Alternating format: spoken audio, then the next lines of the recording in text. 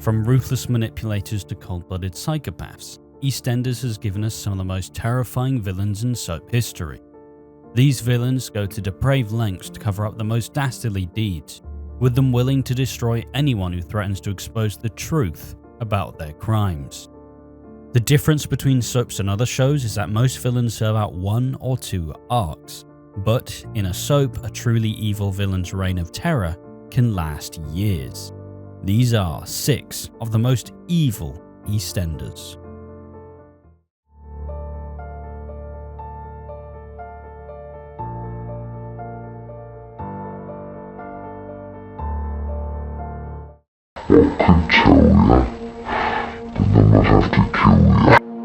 Rhys Caldwell was born on the 21st of October 1981. Now, we don't know much about Rhys's childhood, but when Rhys was a child, he was a loner and never fit in with other kids. He never had a girlfriend, but his mother always showered him with love, and he would often lock himself in the toilet. When on a French exchange trip, nobody knew the translation for the name Rhys, so Rhys's name tag read John. At some point, Rhys later in life met and married a woman called Debbie Collins, and they planned on having kids, but they found out Rhys was infertile. They would settled into married life and everything was fine, until one day in 2019, Rhys noticed something suspicious. Debbie had gone upstairs for a bath, and as a few hours passed, Rhys noticed that something was wrong, and what he found would change his life forever. Debbie had a stroke in the bath and would be permanently bedridden and unresponsive with no signs of recovering. From that point onwards, she would need full-time care in an expensive private hospital. He would first show up in Walford on the 12th of December 2022 as he attended his great-aunt Doc Brannan's funeral, who passed away at the age of 86. At the wake, he would strike up a connection with Sonia Fowler. They would have a one-night stand the day of Dot's wake, but Rhys ghosted Sonia for a month. In Dot's will, Sonia was left Doc Brannan's house and was delighted, but when hit with staggeringly high inheritance tax, her dreams came crashing down. This was until Ricky Butcher found Rhys's business card. As an accountant, Rhys helped find a loophole to avoid the inheritance tax. Sonia and Rhys celebrated with a bottle of champagne and ended with a kiss. They would eventually get together and start a relationship. Sonia's sort of dad, Rocky Cotton, would overhear Rhys having secretive phone calls to a woman called Debbie. Rocky would confront Rhys and Sonia would overhear, leading for Rhys's mystery woman secret to be revealed. The secret was exposed to be Debbie Caldwell. They would split up but gradually get back together, with Sonia, despite the bizarre circumstances, accepting Debbie into their lives. Sonia and Rhys would later be united with their desire to have a baby.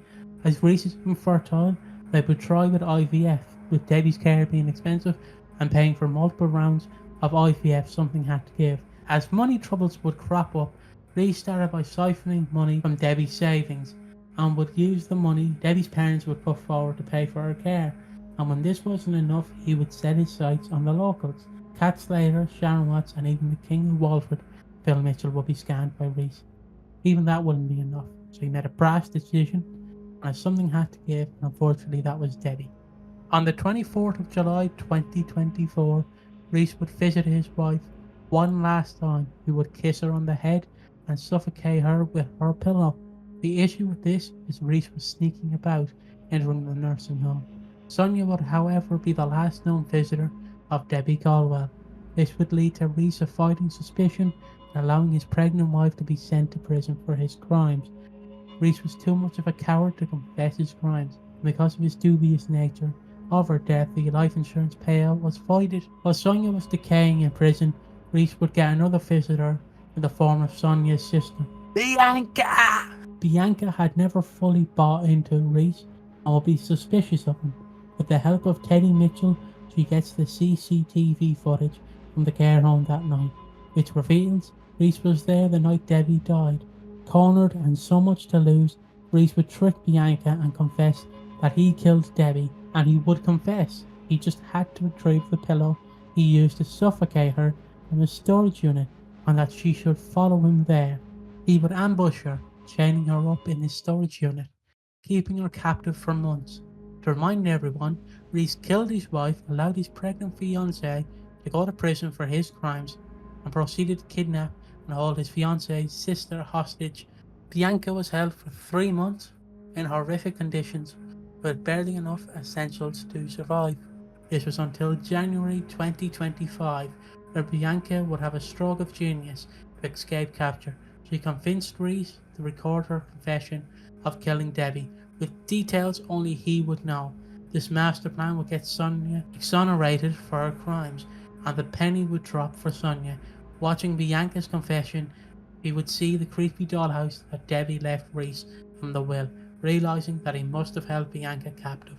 Reese's lies would start to unravel, and things would go from bad to worse when he would forget to lock the storage unit door, setting the scene for Bianca's escape. As Sonia confronts Reese over his crimes, where he would finally admit that he killed Debbie and that Bianca was dead, he would start to threaten Sonia and force her to listen, as he would explain away his actions and act like they were anything but wicked. As Reese was threateningly standing over his pregnant, terrified fiancée, Bianca would smash him over the head, knocking him out, and reuniting the sisters in the most tragic of circumstances. They would flee the house and re-enter with their Uncle Jack, only to find that, like a slasher movie villain, Reese had vanished. This would all come to a head on the EastEnders' 40th anniversary, where Reese would try to be a part of his baby's birth. He initially left a card, but after an altercation with Bianca, he sped around the square, but when Cindy would push in front of his car, he would swerve and crash into the Queen Vic pub, and gas canisters that were set up there. This would cause a massive explosion and cause the Queen Vic to collapse, leaving lives at risk. Sonia was having contractions, trapped in the rubble, and Reese made his final appearance, scuttling through a gap in the window saying, "So congratulations, you're in order." Bianca shoves him off with a rolling pin and he falls down. Some rubble falls and just misses Reese, who says, "Well, that was close." as a bathtub comes crashing down on his head. Quite poetic in a sense, as a stroke in the bathtub was the deciding factor for Debbie's life, and it's what drew Reese Caldwell's to an end. From the grave shortly after Reese's demise, Martin Fowler died after being trapped by a steel beam, leaving his kill count at 2. It may not have been directly at fault, but it was his reckless driving that caused this freak accident. Reese was surprisingly destructive despite his short tenure on the show. He was never the most direct in his approach, but more evil by omission. He would kill his defenseless wife, the woman he vowed to love and protect till the end of his days. He cheated on his wife with Sonia and refused to tell the truth, despite having ample opportunity to confess his wrongdoings, from extorting the locals who supported him to murder and kidnap. He cowardly let his pregnant fiancée go to prison for his crime and locked his sister-in-law up in a storage unit, keeping her hostage for months, with his influence greatly ruining Sonia, Bianca's and baby Julia's lives, forcing them to try and piece together what's left of it. With 2 kills to his name and causing one of the biggest freak accidents in Walford history, his impact will be felt far beyond his time on the show.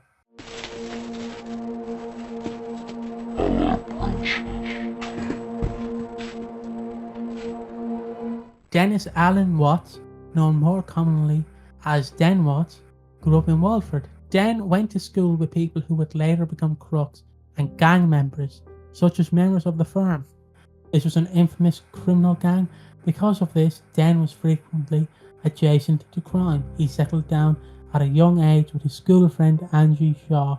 They would be married in February 1968 and become landlord and landlady of the Queen Vic. Their marriage would be rocky and sexless, as Den would constantly cheat on Angie. He would have a child with Paula Rickman, and they would eventually adopt their princess Sharon. Despite being married and having a mistress, Den couldn't turn down advances made by his daughter's 16-year-old best friend, Michelle Fowler. They had sex one night in 1985 after closing the Queen Vic. When she fell pregnant, she refused to explain who the baby daddy was, leading to the first and most on-the-nose whodunit. It also gave the nickname Dirty to Den Watts. It was always interesting that if Sharon is the princess, then that makes Den the king. Den could never bring himself to love Angie. She emasculated him. Angie would be chronically jealous over Den's mistress Jan, She coped with it by drinking and pushing Den as far as she could. She would become severely depressed and attempted to end her life in March 86, but Den put a stop to it.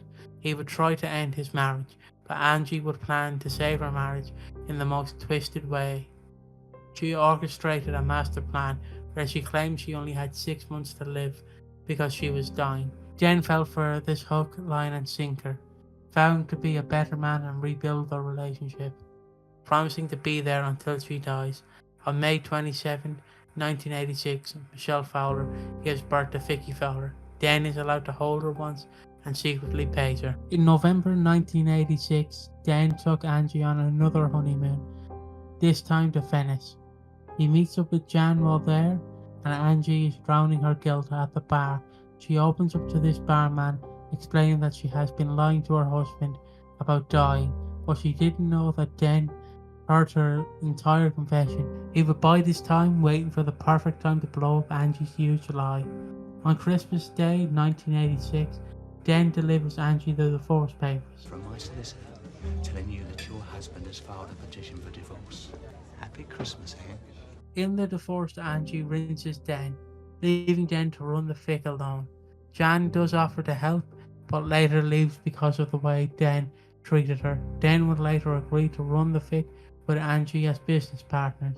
This would be short-lived, however, as Angie would fall in love with her friend Sonny. Knowing this, Den would ensure Angie wouldn't get her hands on the fic. Angie ended up with nothing and left Walford for Spain in 1988. Frank Butcher schemed with Den to take over the Queen Vic. He did this to get into bed with the firm and runs Strokes Wine Bar with Joanne Francis. The wine bar is really a front from an illegal gambling den. He rattles the firm's motivations as he takes revenge on James Wilmot Brown after he raped Cathy Beale. He manipulated a firm member, burned down the Dagmar, which went against the firm's wishes. When the police investigate this crime, they realise the true nature of the Strokes Wine Bar and rattle the illegal betting ring. The firm bosses try to force Den to take the blame for the arson, but he realised his life was at risk, so he handed himself into the police. He is held at Dickens Hill Prison, and he struggles with trust. Inmate Queenie Price takes a dislike to Den, suspecting him to be a snitch. Queenie and a few inmates would corner and attack Den, but when Den exposed Queenie to be a snitch, he rose up the ranks and became respected. The firm decided Den was still a liability and at risk of informing the police about their dodgy dealings. They decide Den has to die. Den escapes and makes his plans to escape the country. He contacts Michelle requesting to meet by canal so he can say goodbye to her and Vicky.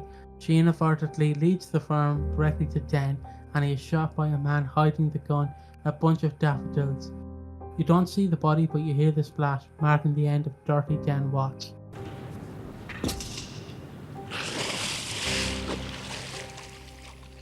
That would be the end of his story until 2003, when Dennis Rickman, the son of Den and Paula, emerged in Walford.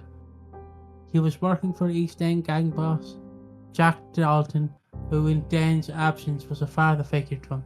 Dennis would later shoot and kill Jack, not before Jack revealed that Den survived the 1989 shooting. Dennis would track down Jan and discover that Den fled to Spain. Vicky traced Dirty Den Watch and brought him back to Walford in September 2003. Hello, Princess. Sharon threw up seeing him and found it hard to believe the man she thought was dead could do that to her. Den settles back into life in Walford, but sparks a rivalry with the man that took his place as King of Walford, Phil Mitchell. When the two come face to face, fireworks were bound to fire. Den aggravates Phil by sleeping with Phil's little sister, Sam Mitchell, and dumped her immediately as part of his revenge.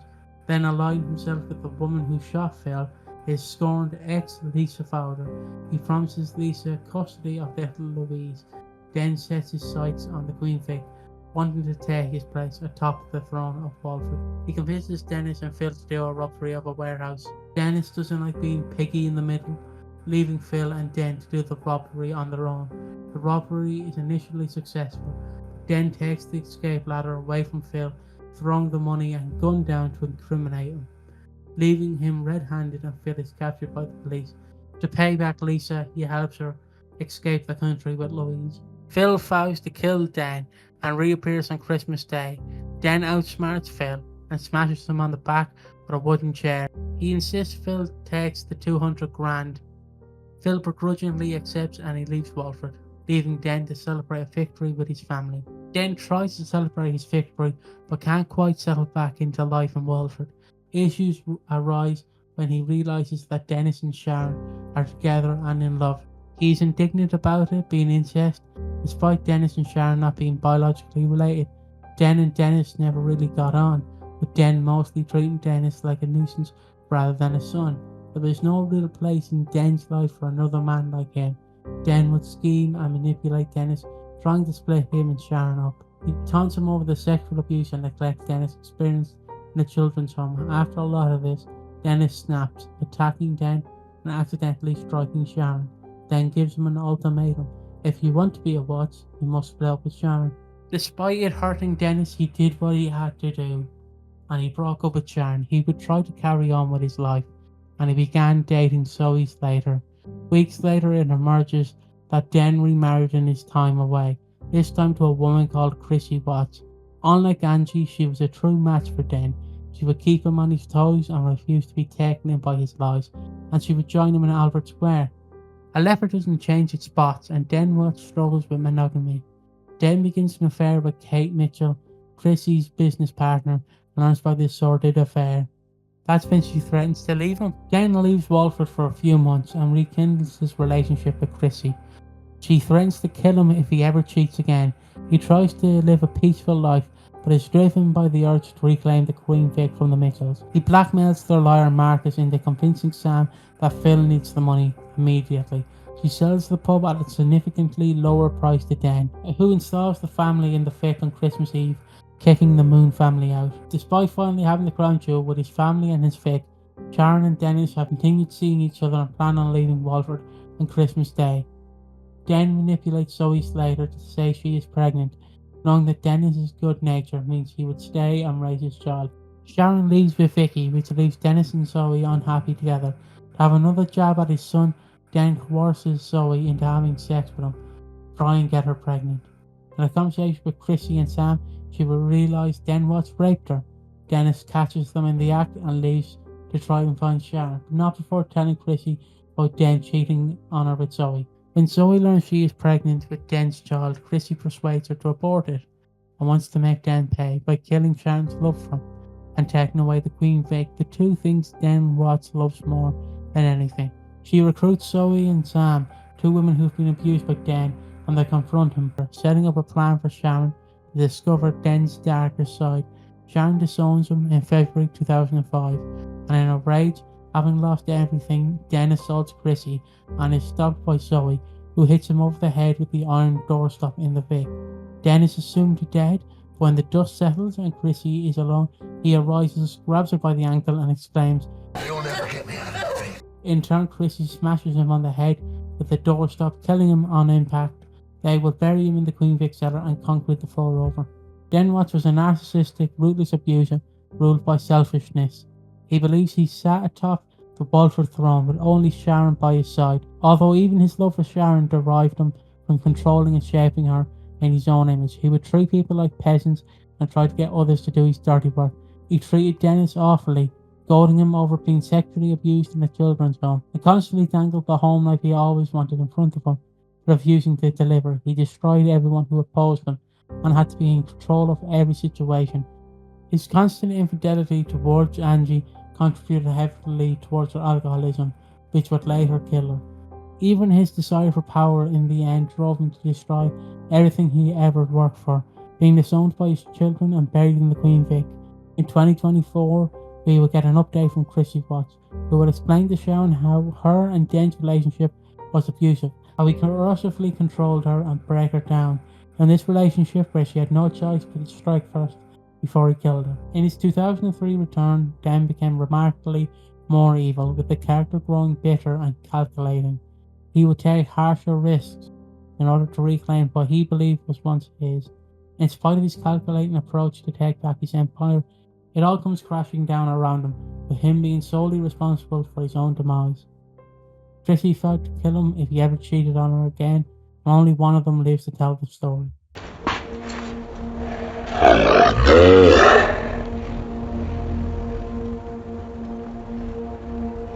Nicholas Charles Nick Cotton, born in October 1959. His parents were Dorothy and Charlie Cotton.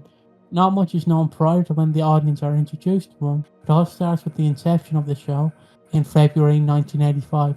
The first episode of EastEnders, Den Watts, Ali Osman and Arthur Fowler boot the door open to old codger Reg Cox's flat. He was a miserable, crouchy old alcoholic, barely leaving his flat only to top up his booze cabinet. They found him slumped over in his chair, which resulted in him being pronounced dead at the hospital. But who killed Reg Cox?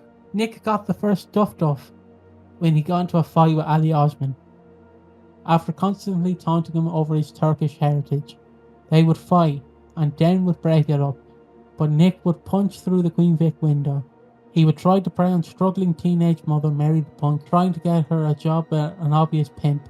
He would target the minorities of Walford and was trying to recruit a wayward Mark Fowler into a National Front type group. It's not specifically mentioned, but they're threatening minorities and Nick is interested in World War II memorabilia. The police would try and investigate Nick, while Nick would groom Mark to become more like him, especially with getting him to try heroin and play a role in robbing poor Ethel Skinner. Nick would leave the show the first time after attempting to rob Ethel. He would put a boot on Willie the Pug, but Ethel would fight him off and kick him in the goolies. He retaliated by punching Mark, and it would be the last we'd see of him for now. In August, robbing Dr. Legg's office, finding out that Kathy Beale had a child at the age of 14. He intended to blackmail Kathy, threatening to expose their secret to Pete Beale, but when the truth is revealed, Pete batters him. With his true self being exposed, Dan threatened him to leave the square for good, otherwise there would be consequences. Nick would find himself in prison again for drug offences. At the same time, Dan was serving a stint in Dickens's Hell. This is where Nick finally admits to killing Reg Cox. Nick's next major return would occur in 1990, where he returned to see Dot, claiming to be a born-again Christian. This was all false and coincidental, as Dot had won 10 grand on the bingo. He concocted this plan to hire a fake priest in an attempt to control Dot's eating habits, poisoning her to claim this windfall. With Nick showing his remarkably shallow good side, he couldn't go through with poisoning his ma, but Dot was devastated learning this truth. He would disappear again until 1991, where he would re-emerge heavily addicted to heroin. At first, Dot would refuse to help, but when Charlie died, she wanted to try to help him battle his addiction, hoping that one day he would be the son she thought she raised. Dot would lock Nick up in his bedroom and force him to go cold turkey. During this time period, the landlord of the Queen Vic, Eddie Royal, is stabbed and killed, with Nick reporting him seeing Clyde Tavernier standing over the body with a knife. Nick would confess to Dot that he was at fault for his death, but insists it was an accident. It would come to a court trial, where despite it being clear that Nick was responsible, the jury ruled him not guilty. So once again, Nick had gotten away with murder.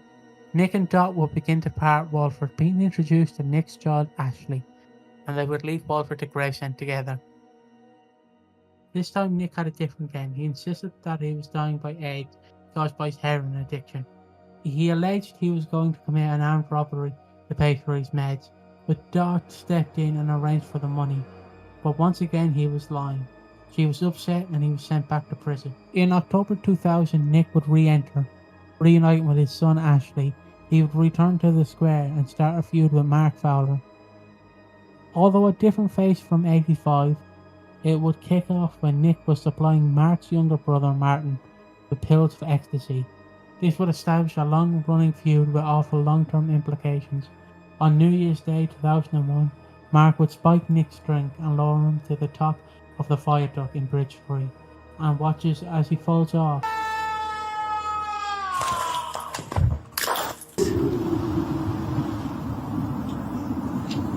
For revenge, Nick wanted Ashley to set fire to Mark's house, but he refuses to go through with it, which results in Nick disowning Ashley. After a few months away, he returns and tries to reignite the feud with Mark. He starts threatening Mark's pregnant girlfriend, Lisa Shaw, and sabotages the brakes on Mark's motorbike. This would go horrifically wrong, as Ashley would joyride on Mark's motorbike.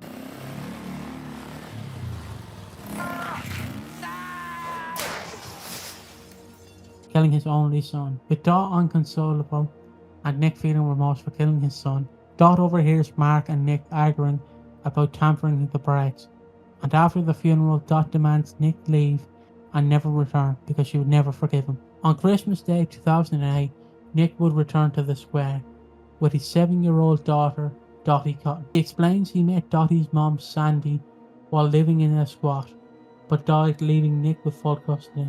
Now he's reformed as a plumber and is trying to make amends. Dot was reasonably apprehensive, but started to enjoy having her granddaughter around as they moved into Dot's house. He accosts Dot to pay to have access to Dottie and allows her to look after her granddaughter. He chickens Dot when he explains that Dottie is for sale. Dottie would later suggest killing Dot for her life insurance. Nick would leave while Dottie start to plant the seeds, suggesting to Dot and her friends that she is suffering with dementia, which would explain her timely death. In June 2009, Dottie would have a change of heart, as Dottie saves Dot from being poisoned by Nick and drugging her dad. He felt he had to leave and held people in the community hostage at the cafe. After Heather Trott pushed him into a trip pan, the hostages would escape, but in a fight between Nick and Ryan Malloy, the cafe would explode. Nick and Bradley were caught in the explosion, but both would survive, leading for Nick to be disowned and Dottie to stay in Dot's care. However, a parting blow from Nick as he explained that Dottie conspired with him to get Dot's insurance money. This would devastate Dot, who would continue to try and support her granddaughter. The original East End bad boy would return one last time in 2014, where it would be announced that he had died due to a respiratory failure from a heroin overdose. The police officer breaks the news to Dot, but it would turn out that the man who breaks the news to her is Nick's son, Charlie Cotton. He was conceived during a short-lived marriage between Yvonne and Nick in the 80s. During the funeral, Charlie and Les Coker, the funeral director, refused to let Dot see the body, proving that something was fishy. Yvonne confirms to Dot that Charlie is indeed Nick's son. A few weeks go by and Carl Jackson asks Charlie for advice. He would leave his phone and Carl picks up the phone, realizing that Nick is actually alive. In October 2014, Nick reappears from the dead. Charlie and Ronnie are horrified to find Nick in Dot's house. Nick blackmails them for 10 grand or he'll reveal the secret to Dot, but when he gives Nick the bag, it's revealed the bag had no money in it. On Halloween night, Charlie would reveal to Dot that Nick is alive and well. Nick mentioned that he and Charlie robbed the jewelers, and Charlie told Nick to fake his death. Dot agrees to raise the money for him to leave. Dot is coerced into believing that Nick has changed again. Phil would find Nick and intend to hurt him, but Ronnie stopped him. He would proceed to bribe him with 100 grand of Phil's money. Later at Charlie and Ronnie's wedding, Nick would overhear Phil and Ronnie talking about getting rid of him once and for all. So in response, Nick cuts the brakes of Ronnie's car, but she went into labour at the wedding reception. So Ronnie, Roxy and Charlie all get into a car crash, which would kill DS Emma Summer Hayes, but Ronnie is left in a coma. Yvonne finds out that Nick cut the brakes, but would convince her to plant the oily rag in Phil's pocket. Yvonne would tell Charlie that what Nick did, but didn't believe her until he saw Nick with the bribe money. Nick would implicate Yvonne and Charlie, telling them to both leave. As it headed to the EastEnders 30th anniversary, Dot would hide Nick in the derelict number 23. This was the same flat that Reg Cox was found in 30 years ago. Dot would procure some heroin for Nick, who was using again, but when she saw Nick, she urged him to tell the police he framed Ronnie. In a moment to show his true character, he tells her he couldn't give a rat's ass. He had a bad reaction to the drugs. Nick accuses Dot of raising him wrong and to bring up his past crimes that we've mentioned here. Despite the venom coming out of Nick, Dot intends to see the best in Nick until he finally admits the truth that he killed Reg Cox all along. She is distraught and calls him evil and slaps him when he insults her. Nick shoots up again and asks Dot to phone an ambulance, but is reluctant. She goes to do it but stops at the last second. Dot admits she feels responsible for making Nick the monster he is and starts lecturing him over the trouble he has caused in Walford ever since Reg Cox. Dot didn't call the ambulance in the end. instead praying to let the circumstances decide whether Nick lives or dies. As Nick takes his last breaths and accepts his fate, he finally apologises to Dot for all the trouble he has caused her and wants her to forgive. Dot tells Nick to seek Jesus' forgiveness and watches as Nick overdoses and dies in front of her. Nick Cotton was the original EastEnders bad boy, initially conceived to be an out-and-out villain. He would start as part of a fascist group trying to corrupt people around him, like Mark Fowler and Lofty Highway. He treated everyone around him as a means to an end, being ready to try and prostitute struggling single-parent Mary the Punk before he was foiled by Ethel Skinner. You truly saw the depraved lengths he would go, constantly finding new ways to try and con Dot every single time she allowed him back in. With him being involved in 4 murders, but the most damning is his role in his own son's death. There were very few moments of genuine remorse for Nick, and would do anything to fit his desires. If inadvertently killing his own son wasn't enough, his part in the scheme with his 67-year-old daughter, convincing Dot that she has dementia, is utterly cruel. The minor bit of hope in Nick is at the end of the day, there was one person who he couldn't kill, and that was his ma. But his laundry list of crimes and kills speak for itself. As time went on for Nick, the character went from despicable evil to pantomime villain, with them running the same formula over and over. The scheme stayed the same, but he was always foiled by Dot in the end. It is difficult to take later Nick Cotton as seriously in terms of evil, which is why he isn't higher on the list. But still, his crimes aren't anything to be scoffed at. Even with a tender moment with Dot at the end, redemption was never in the cards for Nick. Watch me, Daddy. Stella Crawford was the daughter of Mason and Edward Crawford and the sister of Catherine Crawford. She was introduced to the world on the 7th of September 2006. She would have a really rotten childhood, with her parents ghosting her, believing her to be responsible for her little sister Catherine's death. This would shape her life, with her struggling to feel present and trying to find someone to trust and believe in her. She would be Phil Mitchell's new lawyer, and they would gradually start dating. After multiple failed marriages and whirlwind romances, he viewed Stella as a good stepmom for Ben. But little did anyone know the impact Stella would leave on that poor child. Ben Mitchell, who already had a traumatic early life, he was born to parents Kathy Bill and Phil Mitchell, but early on developed meningitis, which left him partially deaf in one ear. Kathy struggled to cope and focused all her attention and affection on Ben, leaving Phil to cope with it through alcohol.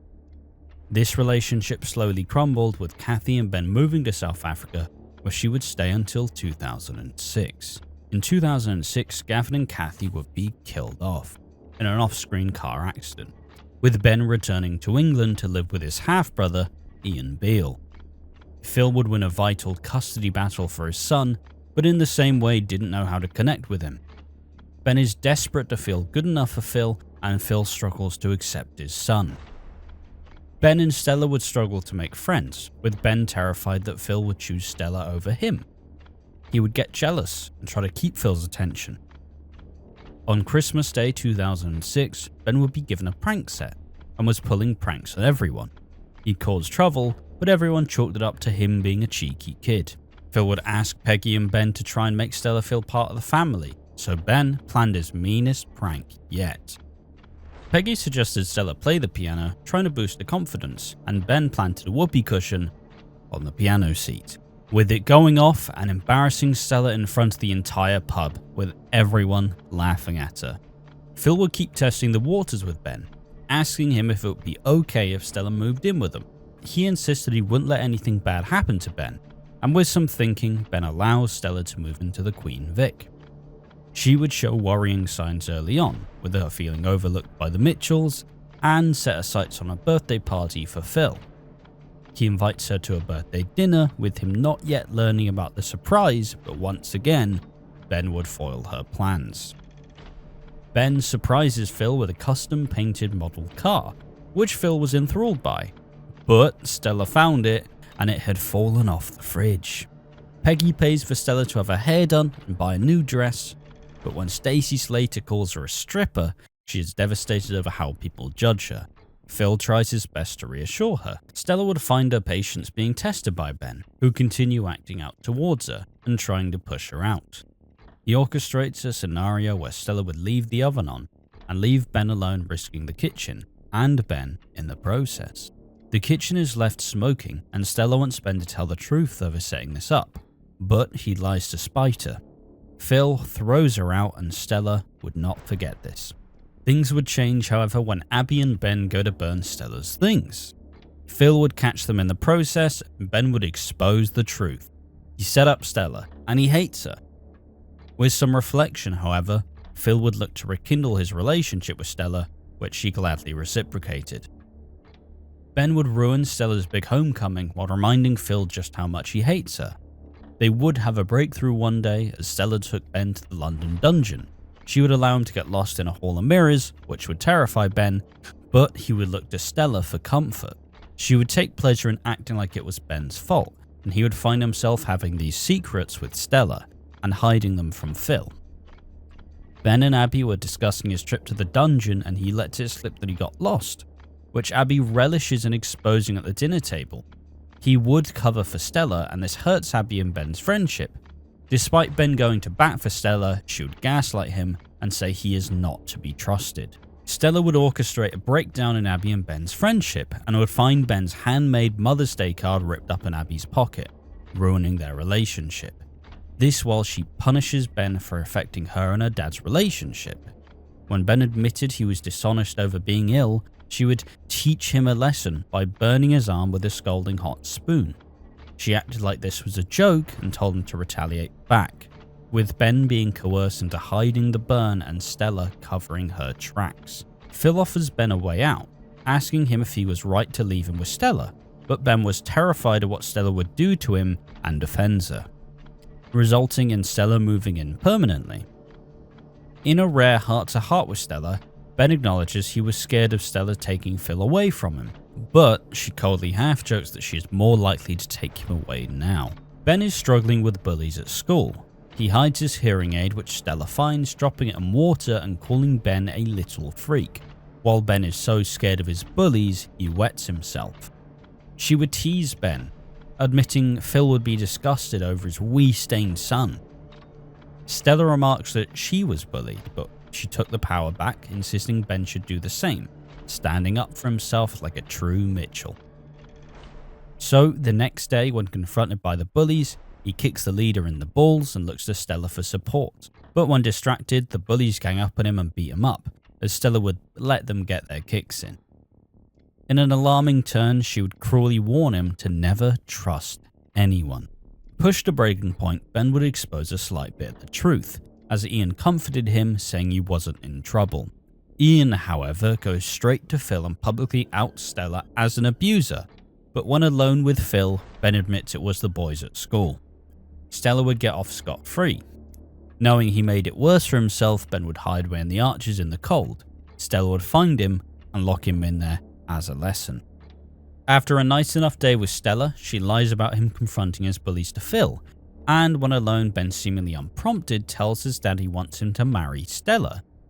Unsurprisingly, it was Stella's idea. Phil gets caught off guard, believing it to be a bad idea, and unable to stand up to Phil, she would manipulate Ben, threatening to leave if Phil doesn't propose. Ben tries one last time with tears in his eyes, arguing that he's already lost one mum and he doesn't want to lose another. With this still not being enough for Phil, Stella points out she received a good job offer from a place in Manchester.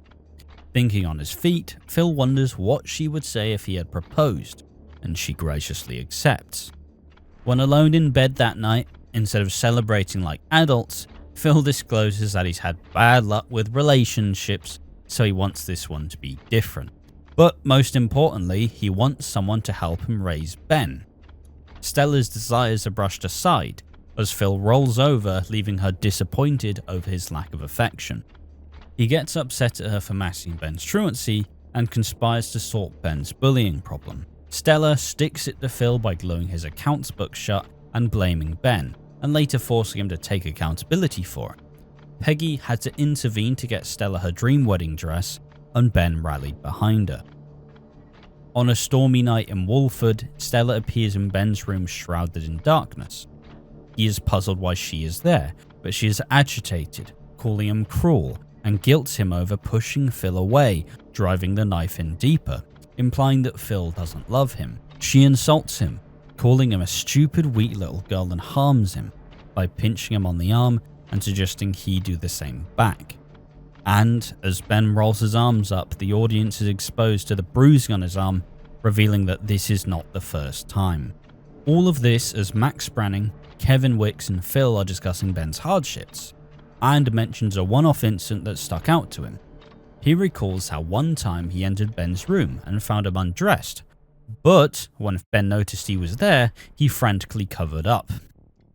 This perplexed Phil, who as his dad has seen it all. After some gentle prodding, Kevin convinces and sways Phil into believing it's just early signs of puberty. In an agonizing moment, Phil and Ben discuss these issues, but it's all rooted in Kevin's misplaced puberty idea. Ben is shocked that Phil knows about Stella's abuse, and is hurt to learn that everyone goes through this. Little does Ben know, however, Phil is talking about puberty, not abuse, so he starts to believe that this is all normal. Stella is jealous when Phil keeps offering Ben gifts, rather than sealing the proposal with a wedding ring. Phil pragmatically gives Stella $1,000 to buy her own ring, which she makes do with, despite this being the antithesis of romance. She is obsessed with the ring and wants to spend the weekend celebrating with Phil on a trip away. Despite that, Phil is desperate for Ben to join them. Jealous, Stella tells Ben to find a way out of it so she can get her alone time with Phil. She gets her way, and they venture off for their couple's holiday away. On their journey up, Phil buys a burger bun and puts a ring within it, proposing in the most criminally soulless way possible. This absolutely guts Stella, who questions what actions led her to such a loveless relationship. Phil bargains with Stella, admitting he would be more thoughtful and romantic if Ben joined them, so they turn around and collect him. Meanwhile, Ben and Peggy are tucking into comfortable living, with Ben lapping up every second and having a constant smile on his face. In a surprisingly charming sequence, Phil, Billy, Ben, Ian and Peter all go camping. In a hilarious accident, the tent burns down, leaving Phil and Ian at loggerheads, and after some debris blocks the road, they swerve and the car flips over, falling into a lake. Phil saves both Ian and Peter from the submerged vehicle, mending bridges and leaving Phil and Ben closer than ever. Stella starts implicating that Phil believes it's Ben's fault over the crash.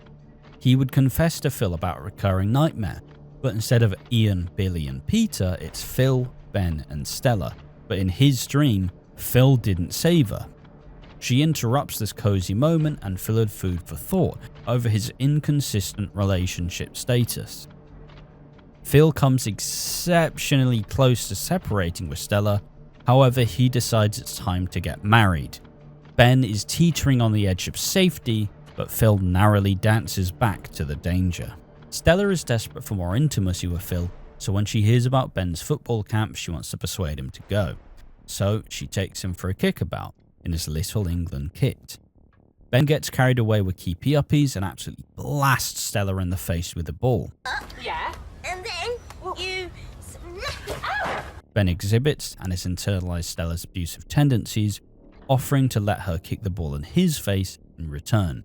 And she nevertheless gaslights him, calling this behaviour strange. For a moment, they tease Ben getting some reprieve, as he broadcasts the truth over his truancy, but in turn suggests he wants to go to football camp after all, leaving Phil excited and Stella gutted over the idea of Ben leaving. While Stella gets her dream dress tailored, Preeta and Olive, the hairstylist and dressmaker, insult and bully Stella, so she evens the score by spilling something all over the dress. Her pain is alleviated, however, as Piggy defends Stella thoroughly. Ben, now at football camp, starts screening Stella's calls. She responds by sobbing inconsolably and smashing her head against the wall, leaving a nasty bruise. Peggy, expecting this wedding to be grand, wants Stella's list of friends and family for the wedding. We learn that Stella does not have an abundance of doting relatives or friends, with the truth about Catherine and her parents left to be uncovered. When Stella and Phil visit her parents, it sheds light on why Stella is the way she is. As I mentioned in the introduction, her parents treat her with disdain rather than love and affection. Her parents strongly believe she is liable for her little sister's death, which would explain why she struggles to feel present in day-to-day life, perhaps having to pinch herself to feel alive. Stella is distraught when Ben discloses he's not coming back soon and actively pays Shirley to leave. Struggling to control her emotions, she smashes Ben's toys and blubbers. It's at this point where you really feel how unstable she is mentally. She rings Ben, saying she may as well throw herself out of the window because no one would miss her. But it is unveiled that she was just talking to herself. Stella and Phil's relationship doesn't progress the way she'd envisioned. They argue about the future, with Stella wanting kids and Phil wanting more of the same. Phil's stag goes off without a hitch, with Minty both hiring a stripper and a sheep, while the girls have a depressingly damp hen do, with the highlight being Stella performing Barbie Girl on karaoke. I'm a Barbie girl in the Barbie world. This would end in tears because the girls would all laugh at Stella's expense, while Phil is battling internally, trying to force himself to be invested in this marriage. Shirley offers him a way out with her, as Stella is hurting herself and crying. Contrary to Phil's wishes, Stella plans a big party for Ben's return. When greeted with his family, Ben is ecstatic to see Phil and Peggy, but snubs Stella. The boy is excited over his football camp experience and wants to open up, but Phil jumps the gun and admits his toys have been smashed.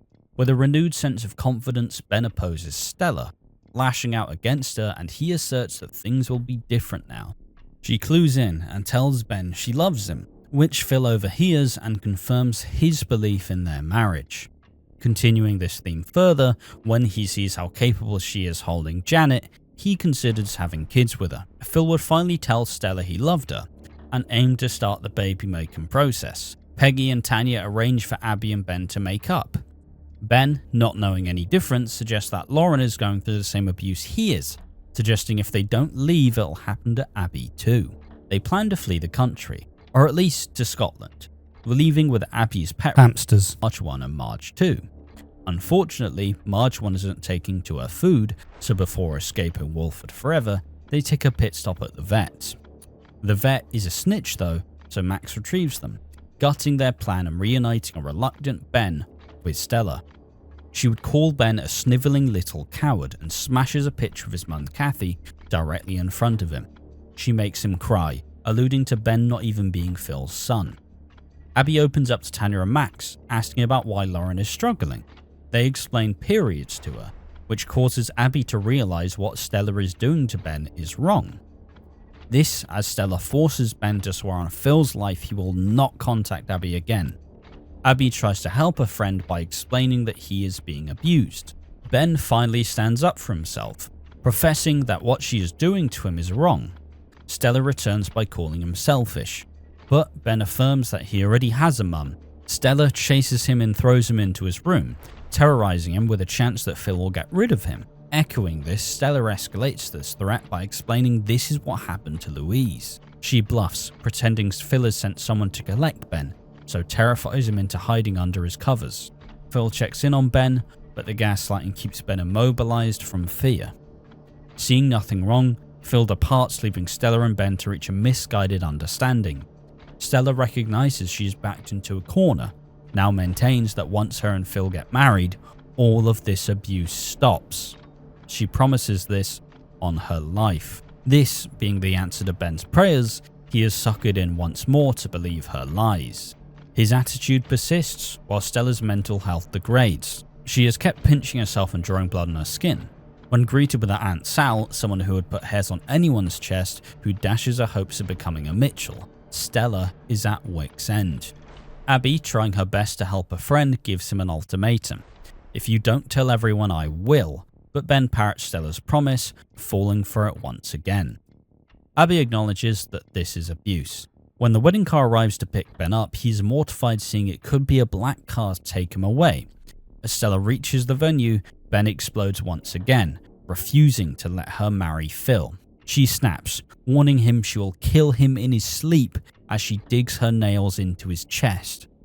Stella, with Ben in tow, walks up the aisle, as Ben prepares to confess his truths. Phil and Stella get as far as exchanging rings, but Ben stands tall, saying, Can somebody help me? Phil immediately notices blood on his shirt and the fear in his face. Ben says he doesn't want to die in his sleep, and when Stella moves over him, Ben falls to the floor screaming, while Phil carries him away. Stella is desperate to be married to Phil, while Ben is resistant to explain the truth. She tries to lie for Ben, who simply asks Phil if he will pick him. Stella and Phil talk alone. She offers a new theory, that Ian has been hurting Ben, with pinches and punches and little burns, but it doesn't make any sense to Phil. The penny drops when he sees her nails, and he grasps that Stella has been abusing Ben. She flees in the wedding car, while Phil reels from this haunting revelation. Ben adds how he attempted to reveal it before, but Phil thought he meant puberty. Ben, the victim, is racked with guilt, believing he is in the wrong. Phil loses his rag, but when Ben mentions how Stella told him he would be dead in the morning, Phil is prepared to stay, but Peggy demands he make her pay. She lets Phil know where she is, hoping he will hear her out without judging. He finds Stella, but she shuts the gates to protect herself. Stella infuriates him, suggesting it is his fault, blaming him for not loving her enough. She says that in her childhood she was always blamed for her sister's death, and felt like she was a ghost in her own home, and she feels the same with Phil. When she feels like this, she has to pinch herself to wake up from this dream. Phil chases her onto the roof, and she threatens to jump off unless Phil says he loves her. Phil responds that he chose her because he thought she was convenient for Ben and a good wife. Stella looks down at the roof and says, Watch me, Daddy.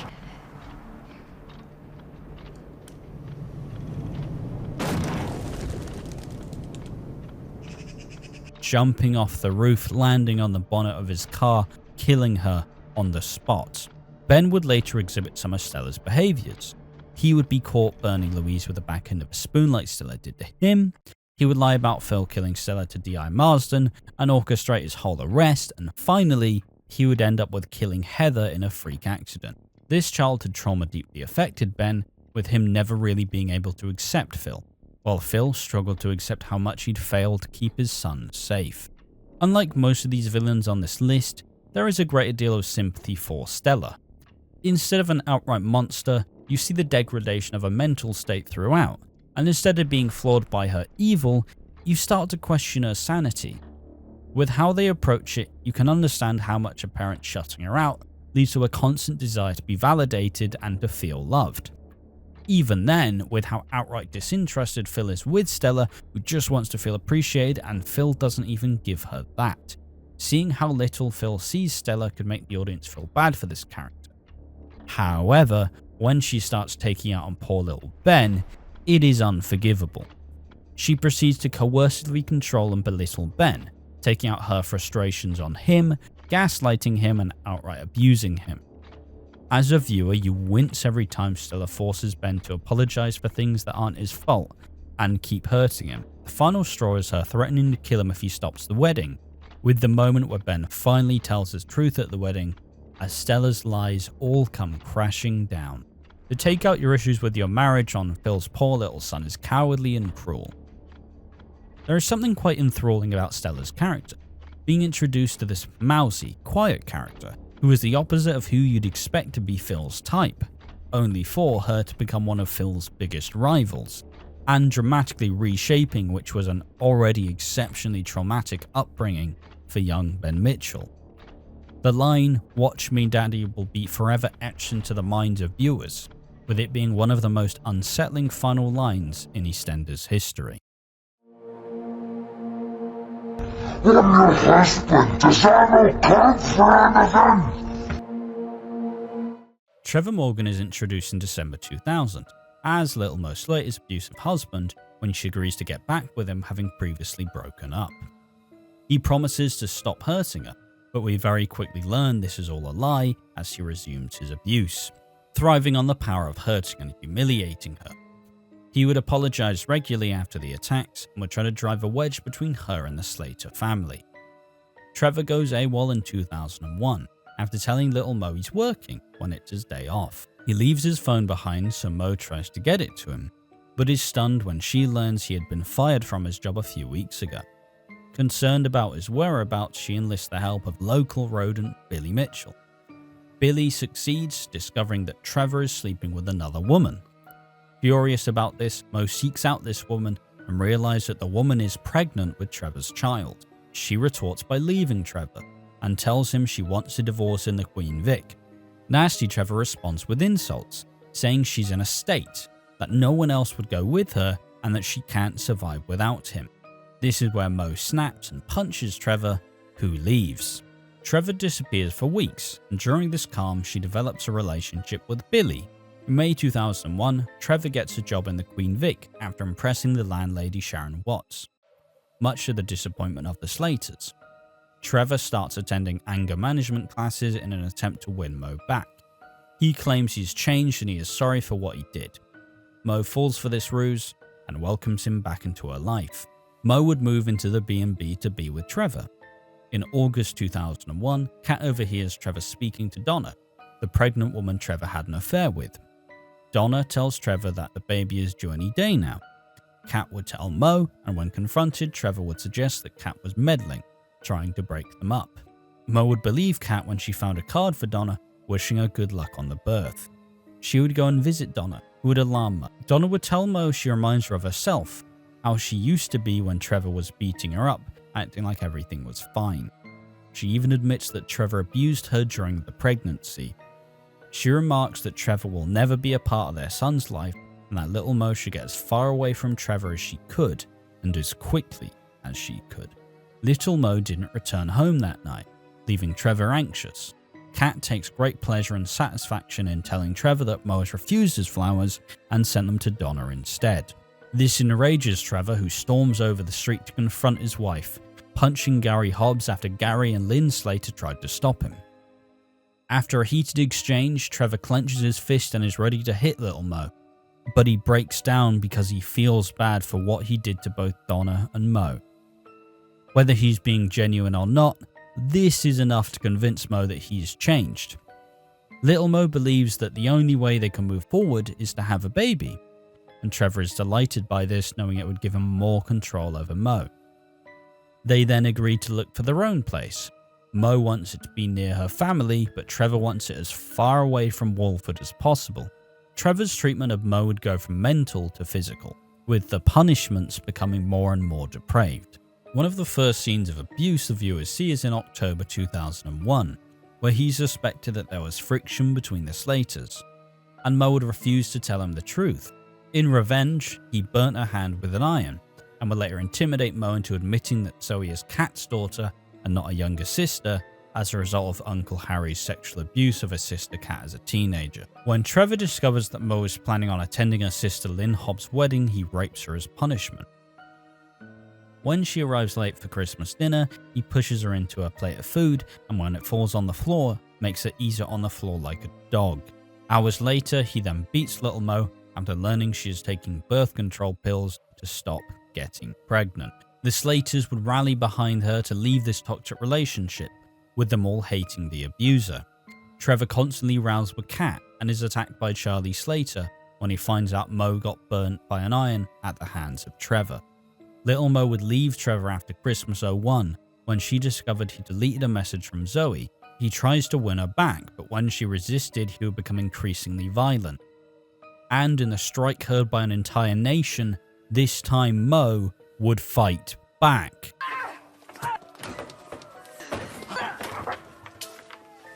Mo clocks Trevor in the head with an iron, knocking him unconscious. She's terrified she's killed him, but when she returns with her family to bury the body, Trevor disappeared. He would admit himself to hospital, and when he recovered, he reported Mo to the police for attempted murder. Mo would be charged and released on bail in April 2002.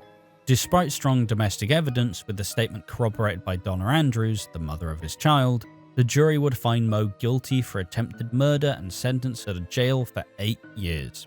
Following the jail sentence, Donna would end up in hospital as a result of a violent Trevor, leaving the baby in the hands of Kat.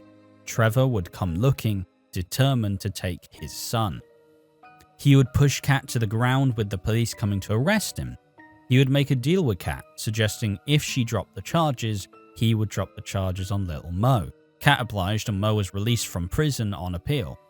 Little Mo begins dating Billy Mitchell, but Trevor interferes, harassing her with a campaign of intimidation, which culminates in him taking Mo and Donna's child hostage, threatening to set the house on fire.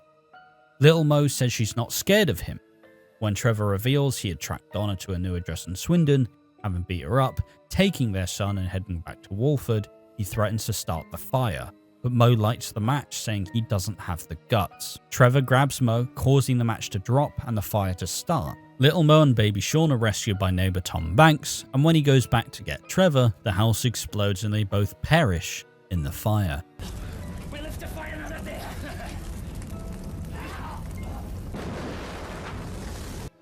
Little Mo starts planning the funeral for Trevor, but Donna reminds her how she should be mourning Tom instead. This leaves her family and Billy growing unhappy with Little Mo's decision, as a constantly reminder of all the trauma he had inflicted on her. However, when she tries to get rid of the ashes, she says to Kat she doesn't want to scatter them, as it is an act of remembrance. It soon becomes clear that Little Mo wishes to rid Trevor from her memories for good, reconciling with Kat in the process as they begin to put this pain in the past.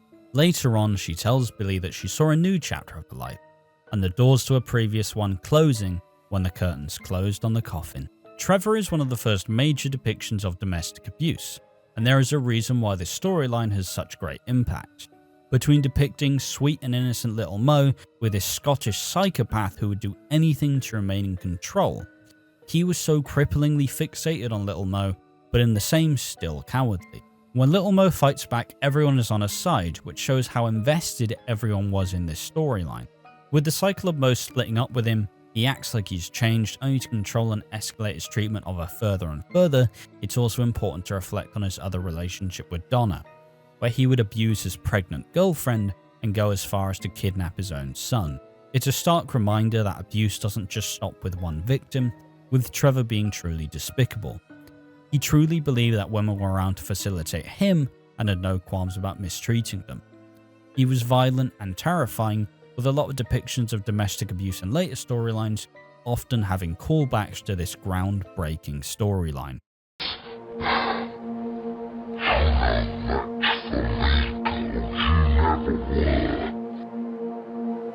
Archibald Lionel Archie Mitchell was the son of Philip and Sandra Mitchell, brother of Eric and Clive, and the father of Ronnie and Roxy. He is also the uncle of Phil, Grant, Sam, and grandfather of Amy, Danielle, James and Matthew. Archie is visited by his estranged daughter Ronnie, whom he had not seen in 15 years, and was accompanied by Archie's sister-in-law Peggy Mitchell. They went looking for Roxy, who had disappeared while pregnant. Peggy understands that Roxy is staying with Archie in Dorset, but she doesn't want to tell Ronnie, worried she wouldn't come with. Ronnie is furious to see her dad, wanting nothing to do with him. Archie and Peggy catch up, and Archie says he has survived cancer. We would later learn that Ronnie had a child called Amy when she was 14. This child was fathered by Joel Reynolds, a childhood friend, but Archie got involved and put Amy up for adoption. He would fabricate a story that Amy died 13 years ago. Ronnie doesn't believe him, but is forced to fake a reconciliation as Roxy gives them an ultimatum. I will return to London if Ronnie and Archie make up. Ronnie whispers in his ear, saying she will kiss his headstone when he dies. He takes pleasure in telling Ronnie he will see her in London in a few weeks. Now engaged, Archie and Peggy return to the Vic. Ronnie would assert that Archie is evil, but this would only work in turning everyone against her. Peggy realizes that she cannot trust Archie and sends texts from Susie Branning's phone testing him. Archie postpones the wedding when he finds out. His darker side would be so much greater when he would start controlling his daughters. He would persuade Danielle Jones, more on her later, to steal a letter from Joel that he burnt in front of Ronnie. He makes his dislike known over Roxy's boyfriend Sean Slater, clearly feeling he's not good enough for her. He causes trouble by manipulating both of them and stops Sean being there when Roxy gives birth to daughter Amy Mitchell prematurely by deliberately failing to phone in when Roxy goes into labour. He would also be controlling of Peggy Mitchell, attempting to change her dress sense to something much more modest and alienating her from her friends. Worried about her daughter's paternity, Roxy has a DNA test done and Archie finds the results, discovering that baby Amy's father is actually Ronnie's boyfriend Jack Branning. On catching Susie stealing from the Mitchells' safe, he tells her he will keep quiet providing she makes sure Sean finds the DNA test results, proving that he is not the father. This act leads to Sean kidnapping Amy, trying to drown her, Roxy, and himself in an ice lake. He is stopped by Ronnie and Jack, leaving Roxy and Sean's marriage in tatters and causing a massive split between Ronnie and Jack, but they later reconcile. The true Archie is revealed when he learns that Danielle Jones is Ronnie's daughter, understanding that Ronnie left her a locket with a picture of them in it when she was adopted. When confronted, Danielle admits she came to Walford to get to know Ronnie and tell her who she was, but was always tossed aside and never taken seriously. Archie understands he'll be disowned by the family if they find out the truth about him. He takes control of the situation, says Ronnie suffers from depression, and he will choose to tell her when the time is right. Archie contemplates strangling Danielle, but doesn't go through with it, but lies and tells Danielle that he told Ronnie and she wants nothing to do with her, proceeding to pay her to leave. On Archie and Peggy's wedding day, Archie is furious when Peggy doesn't wear the modest dress he chose for her. When he is challenged over this, he tells her he loves her, and the ceremony goes ahead. Danielle shows up and tries to snatch Amy, but Ronnie notices and Danielle tells her the truth. It dawns on Danielle that Archie lied to her, but Archie tells Ronnie she's mentally ill, and once again Danielle tries to prove she's Ronnie's daughter, but Ronnie forces her to leave. Ronnie finds her locket and goes after her, despite Archie's attempts at stopping her. Disgusted by Archie's lies, Peggy tells the guests to leave. His lies and schemes are revealed, and the Mitchells are stunned learning that Danielle is her daughter. It dawns on them that Archie is evil, as Ronnie had always claimed.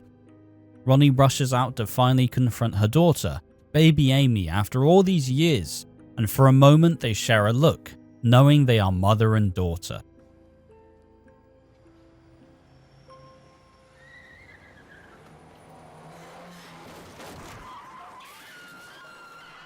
Leaving her heartbroken as her dreams of holding her long-lost daughter was cruelly taken away from her at the hands of her father and the driver, Janine Butcher. Ronnie bans Archie from visiting Danielle at the morgue or the funeral. He is thrown out of the Vic and disowned by his family, with Roxy finally turning on him for ruining Ronnie's life. Peggy wants justice for Ronnie and Roxy, ordering Phil to kill Archie. He kidnaps Archie, threatening to bury him in cement, who would fall for the blackmail and beg for his life after offering Phil money. It is later revealed that the cement mixer is only for the water, so Phil tells him to leave, saying if he returns he will kill him. Archie would return, seeking to reunite with Peggy and reconcile with Roxy. He is revealed to be moving into a house near Walford and refuses to leave the square at his family's behest.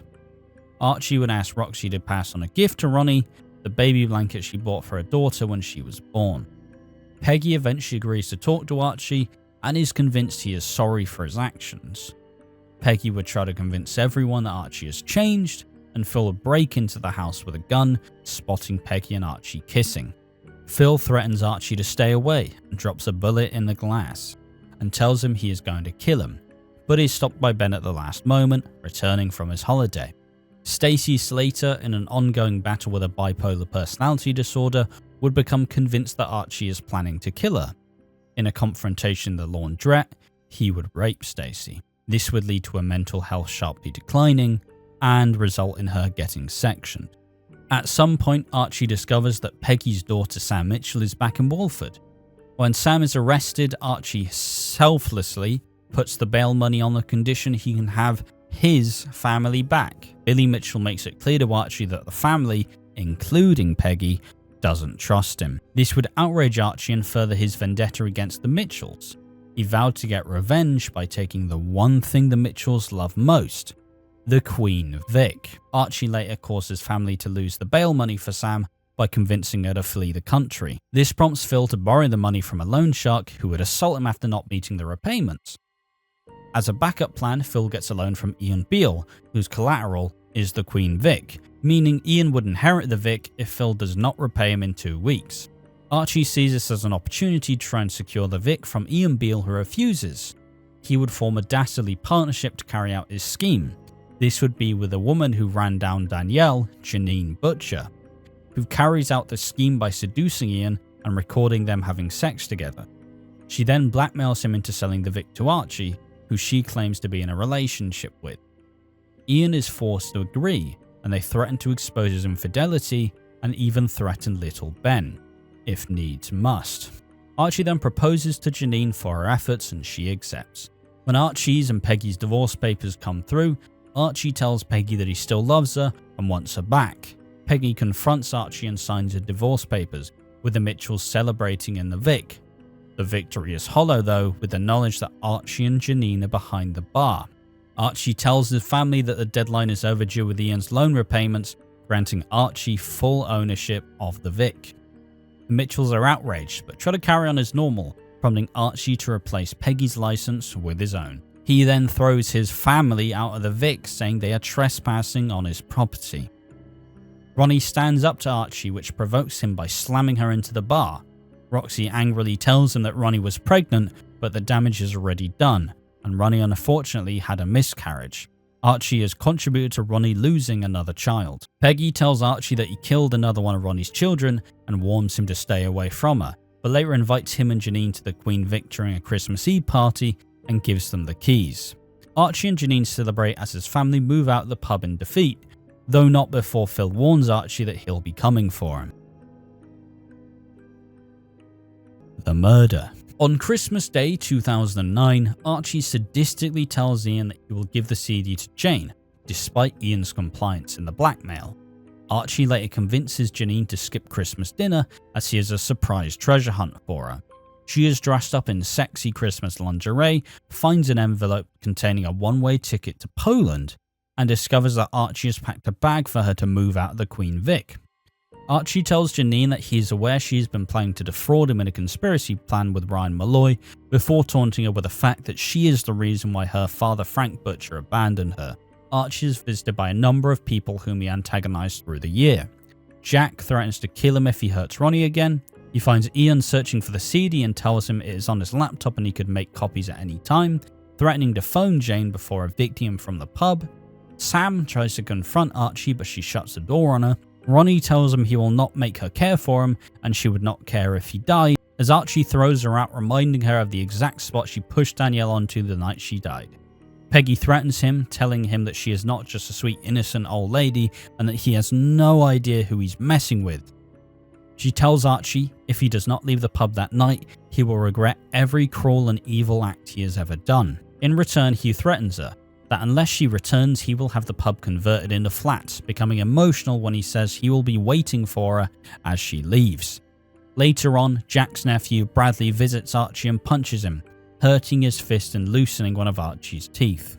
Bradley warns him to stay away from his girlfriend Stacey Slater. Once Bradley has left the pub, Archie picks up the snow globe from the floor and shakes it around.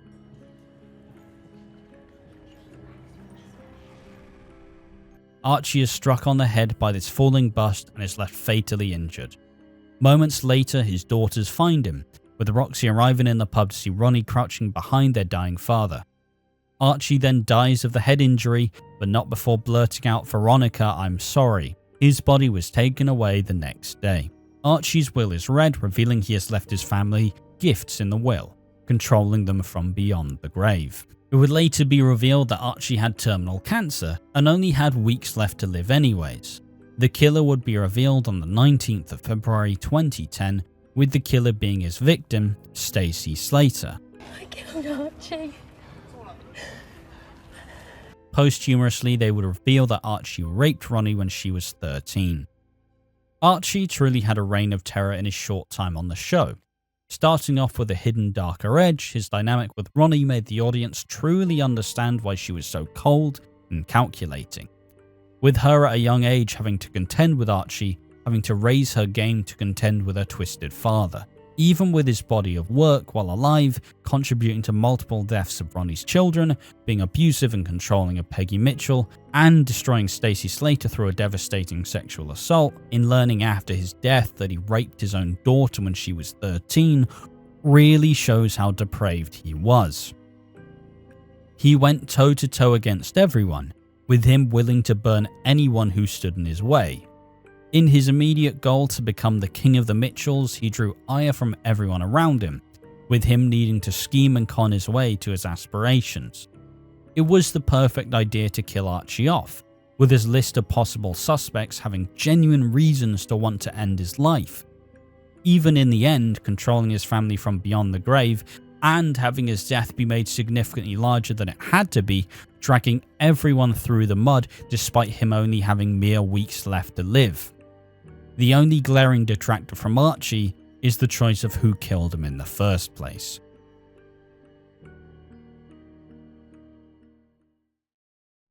And that's the video, everyone. Thank you all for watching. I will acknowledge that that was obviously a pretty heavy video, so if you want to, just do something else now, probably worth an idea. Obviously, this was something we have always wanted to do on this channel, but we've never really had the push, never really had the real desire to try and go that extra bit further, because you'd always see these sorts of kind of true crime, highly produced, highly edited, well scripted videos, and it never felt like it was something that was viable, because we could easily just do a video in 10 minutes and then boom, it's the immediate gratification. So we initially conceived of doing this on the 26th of February 2025, so we're just shy of 5 months of working on this video, and I hope it turned out well. I think we did a good job of it. We definitely grew into it by the end, and I think that the editing and how I wanted to do it kind of took up more time, and I figured out a better way to do it. But I'm happy that it came out. Obviously, we do have a bunch of more ideas of stuff we'd like to do like this. I guess if we tease the next one is going to be an iceberg discussing... I'm not even going to give out the topic. I'm just going to say it's an iceberg. And if you don't know what they are, look it up, because that will be coming out at some point. But it is Momentscation, as it's one of the things that we always wanted to do and we always wanted to try and capture. And I hope that we captured it. And obviously, we'd love to see what you think in the comment section. It's a lot different from what we normally do on the channel, but I'm proud of it, and obviously I hope it takes off, and I hope it becomes a very recurring thing, because it truly feels great to try and make something that feels evergreen. But all that said, though, there are many people that are important to thank. First and foremost, I want to thank Savox, who basically inspired this format for me, and I definitely saw a lot of what he did. YouTuber who he does 6 of the most evil teachers, 6 of the most evil musicians, and definitely inspired this kind of format and this approach, and I appreciate that. I want to appreciate Nikita Kondrashev, who releases music over on Pixabay, and all of the music in this video has been done by them. I want to thank EastEnders, of course, for not going after the video and not claiming it. Fingers crossed. And obviously, I want to thank Piggy for helping dramatically, pretty much being the driving force for getting the script done, and, obviously chipping in with the narration, which is obviously the first time he's ever done it. And we did it so long ago that he's using his old microphone. So I do want to thank Piggy for all of his contributions. I hope my input has been good. It's definitely probably one of the longest editing projects I've done. I think I've done a good job of it. It was always hard to figure out whether to kind of keep the footage in or keep the pictures in. I don't think it makes that much of a difference personally. Obviously, I'd love to be able to use as much footage as possible, but copyright. So I hope we reached a happy medium where we still get the scenes that are important to see or funny, while still keeping it fairly succinct and keeping it easy to follow. So all in all, it's a happy day for us on Watching Walford. It's a happy day that we now can finally put this out in the world. And obviously the next couple of ones, they won't nearly have this same sort of tone at the end. This is just to mark the finishing of probably our biggest project yet. So yeah, thanks for watching the video. There should be more coming out in the next couple months. We do have a big Christmas video essay coming up. But all in all, thank you for watching. I hope you enjoyed it. Subscribe, like the video, share it around if you like it, and obviously tell us what you think in the comment section down below.